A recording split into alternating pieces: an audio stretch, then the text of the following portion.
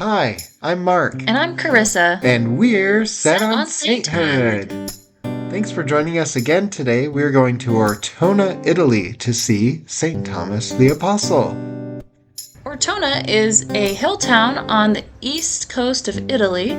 We ended up with quite a bit of time there because the church wasn't open when we first pulled in. So here's some beautiful flowers and a glimpse of the town. There's also a lovely castle on the other side.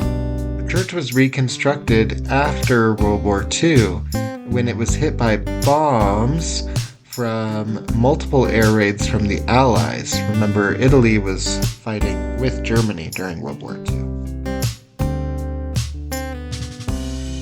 It was surprisingly colorful inside with really nice stained glass and this colorful dome that actually reminded us of the parish we came from in Tucson, Arizona, which is St. Thomas the Apostle.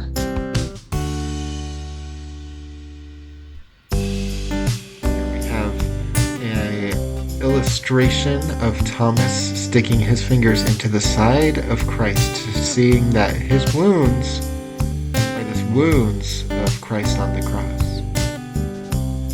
Under the main altar is this sort of crypt space, and under this altar in the gold is actually the tomb of St. Thomas the Apostle and the remains of St. Thomas.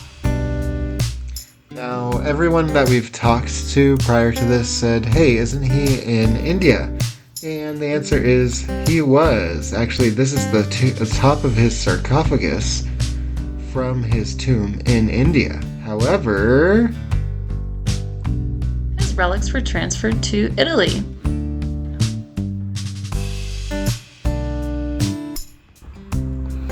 This is the first route of St. Thomas's evangelization. This is the second route of St. Thomas's evangelization.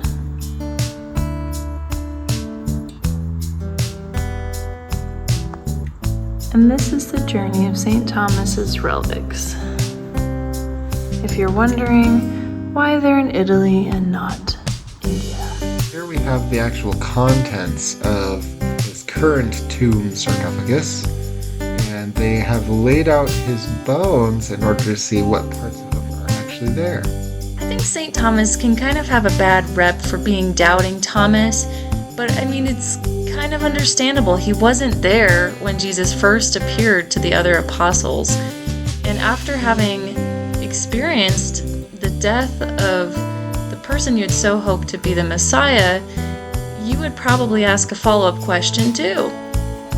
And what do we see from St. Thomas after this one moment of doubt is that he has this proclamation of my Lord and my God, and then he goes farther than any other apostle to evangelize the gospel.